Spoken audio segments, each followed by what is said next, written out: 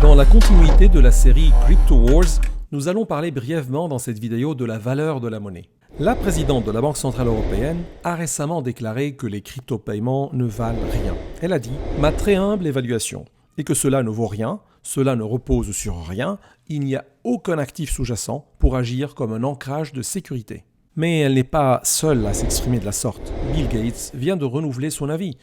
La valeur des crypto-monnaies pour Bill Gates, il a dit, est juste ce qu'une autre personne décide que quelqu'un d'autre paiera pour elle. Donc, elle n'apporte rien à la société, comme les autres investissements. Comme je vous l'ai présenté dans ma vidéo précédente, l'ancien président de la Fed, Ben Shalom Bernanke, a déclaré lors d'une interview que les crypto-paiements ont réussi en tant qu'actifs spéculatifs, rappelant leur nature volatile. Ben a également déclaré que les crypto-monnaies étaient censées remplacer le fiat et qu'ils ont échoué d'atteindre cet objectif.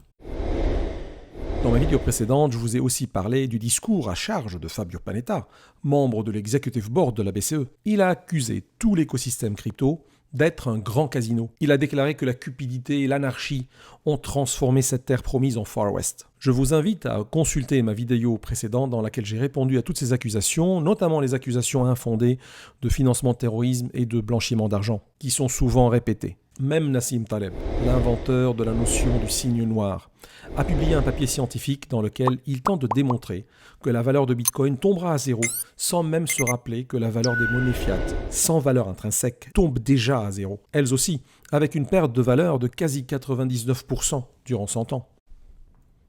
Warren Buffett rejoint aussi le concert attaquant Bitcoin, qui pour lui est sans valeur et jure qu'il ne possédera jamais de crypto-monnaie. Il a déclaré « Les crypto-monnaies n'ont fondamentalement aucune valeur. Vous ne pouvez rien en faire sauf la vendre à quelqu'un d'autre ». Dans ce contexte, le gouverneur de la Banque centrale, M. François Villeroy de Galhau, s'est exprimé aussi à son tour à l'occasion du Forum financier international de Paris. Il a déclaré « La menace des crypto-monnaies ne laisse plus beaucoup de temps, 1 ou 2 ans. Vous aurez noté un trait commun de toutes ces déclarations. Les personnes qui s'expriment sont tous d'un âge élevé, d'une autre génération. D'ailleurs, même le fils de la présidente de la Banque Centrale Européenne est un investisseur en crypto. Même le président de JP Morgan a changé d'avis plusieurs fois à ce sujet. Jamie Dimon a pensé au début que Bitcoin n'a aucune valeur. Il avait dit « Bitcoin is worthless ». Quelques années plus tard, il finit par se convaincre du contraire. 2 jours après avoir déclaré que Bitcoin était une arnaque, il achète 19 000 Bitcoins. Il a fait sa déclaration d'amour même à la blockchain et la DeFi, jusqu'à ce qu'il rechange d'avis récemment, alors que JP Morgan continue d'investir en crypto. Au-delà de tous ces avis et de toutes ces déclarations, quelle serait la valeur de la monnaie? Commençons d'abord par la définir. Nous allons nous baser sur la définition du glossaire des crypto-paiements, publié par France Payment Forum et auquel j'ai contribué. La monnaie est un actif matériel ou immatériel, qui traditionnellement a 3 fonctions. Un moyen d'échange, donc moyen de paiement, une unité de compte et une réserve de valeur. Historiquement, une monnaie pouvait être acceptée par consentement général ou entre les parties ou imposée par décision réglementaire. Désormais, la monnaie, c'est un instrument financier, émis par une banque centrale ou par un intermédiaire financier agréé.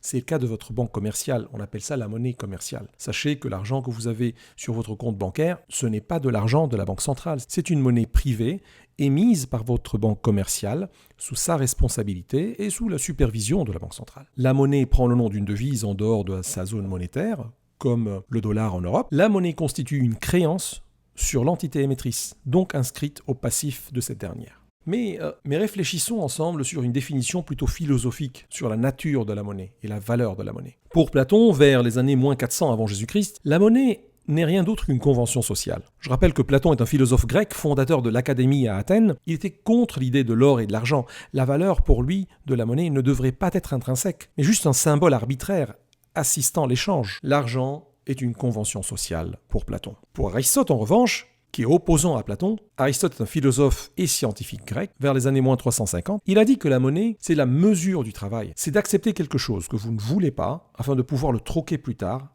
avec de la monnaie, pour quelque chose que vous voulez. Donc c'est une monnaie marchandise comme moyen d'échange. Vous voyez bien que, dès le départ, même depuis des millénaires, il y a des conflits sur la définition de la monnaie. En avançant dans le temps, donc depuis 2000 ans, l'empereur romain César, succédant au premier empereur Auguste, avait déclaré que la monnaie, c'est le monopole du pouvoir légitime. Donc durant le temps de César, depuis 2000 ans, la définition de la monnaie a changé pour devenir le monopole du pouvoir légal.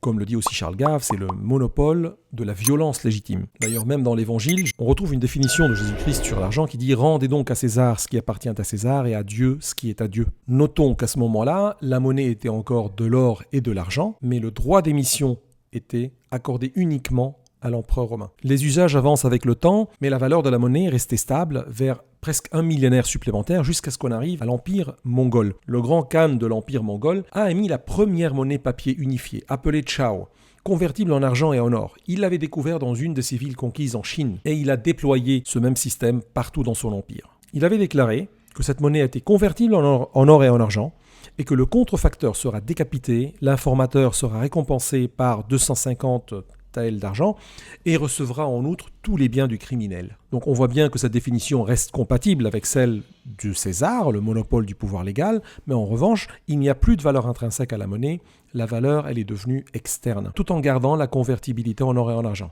La civilisation avait bougé de l'Asie vers l'Europe, vers les années 1600 et 1700. On arrive à l'économiste écossais John Law, régent du jeune roi Louis XV en France et fondateur de la première banque centrale de l'histoire, en France d'ailleurs, mais également inventeur de la monnaie fiduciaire des assignats, non soutenue par des métaux. D'ailleurs, l'émission sans contrôle inapproprié a mené, entre autres, à la Révolution française de 1789. La civilisation a bougé de l'Europe pour passer vers les États-Unis. En 1888, l'auteur américain Edward Bellamy a rédigé un roman utopique qui s'appelle Looking Backward, 1887. Il a décrit le monde en l'an 2000 et a prédit, ou presque même inventé, la dématérialisation des billets et des pièces par une carte de crédit. Dans ses séries, il mentionne 11 fois une carte de crédit comme une carte de paiement. Il avait dit « Une carte de crédit américaine est aussi bonne que l'or américain l'était ». Mais la ligne du temps continue d'avancer et en arrivant vers l'an 2008, exactement en octobre 2008, Satoshi Nakamoto publie son papier « Bitcoin ». Pour lui, la monnaie devient un moyen de paiement électronique. Elle devient même du cash électronique, sans tiers de confiance, de pair à pair, grâce à la cryptographie. Ce que je viens de vous présenter n'est un court extrait de ma formation en ligne Blockchain et crypto-paiement. Si vous aussi vous souhaitez adopter la révolution fondatrice blockchain et crypto-paiement, je vous invite à aller suivre ma formation Value Chain en ligne. Vous pouvez la suivre selon votre rythme, je vous laisserai le lien en description. Et pour continuer notre réflexion, posons-nous cette question. Quel serait le modèle scientifique et le modèle mathématique qui s'applique à la monnaie? Je vous rappelle que, en sciences physiques, la quantité de travail, c'est l'énergie transférée à un système en appliquant une force le long d'un axe de déplacement dans l'espace. Cette même définition s'applique aussi à la monnaie. La quantité de travail de la monnaie, c'est l'énergie transférée à un système monétaire de paiement électronique le long d'un axe de déplacement dans le temps. Et donc, dit simplement, le travail de la monnaie, c'est de transférer une valeur le long d'une distance mesurée en temps.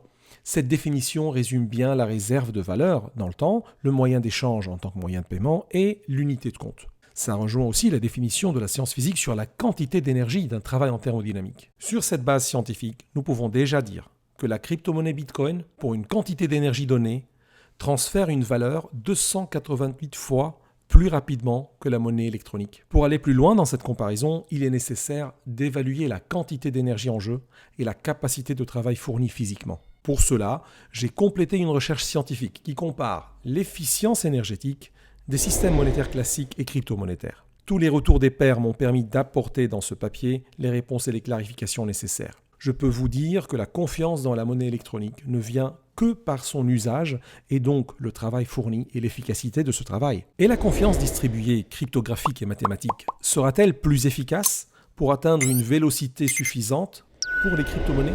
À bientôt pour la publication du papier de Value Chain Bitcoin, Crypto Payments, Energy Efficiency.